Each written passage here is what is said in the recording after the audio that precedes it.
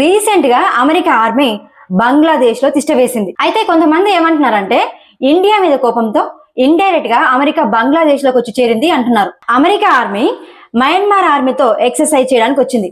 వీటికి 2-3 రకాల పేర్లు కూడా పెట్టుకున్నారు.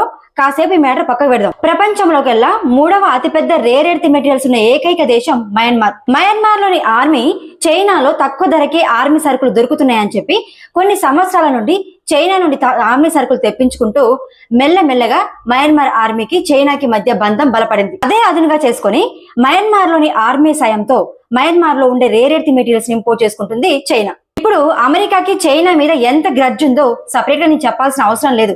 అయితే రేర్ ఎర్త్ మెటీరియల్స్ కోసం చైనా పైన అటాక్ చేయలేదు కాబట్టి, డైరెక్ట్ అటాక్ అమెరికా చేయలేదు కాబట్టి అమెరికా ఆర్మీ మయన్మార్ తో బంధం పెంచుకోవడం కోసం ట్రైనింగ్ ఇస్తానన్న పేరుతో బంగ్లాదేశ్ కి మయన్మార్ కి మధ్య వచ్చి స్థావరం ఏర్పరచుకుంది. అండ్ ఇంకో విషయం ఏంటి అంటే అమెరికా మయన్మార్ లోనే కాకుండా మయన్మార్ కి దగ్గరగా తిష్ట వేయడానికి అసలు కారణం ఏంటి అంటే చైనా ఏ టైంలో అయినా సరే మయన్మార్ నుండి సరుకులు ఇంపోర్ట్ చేసుకోవచ్చు.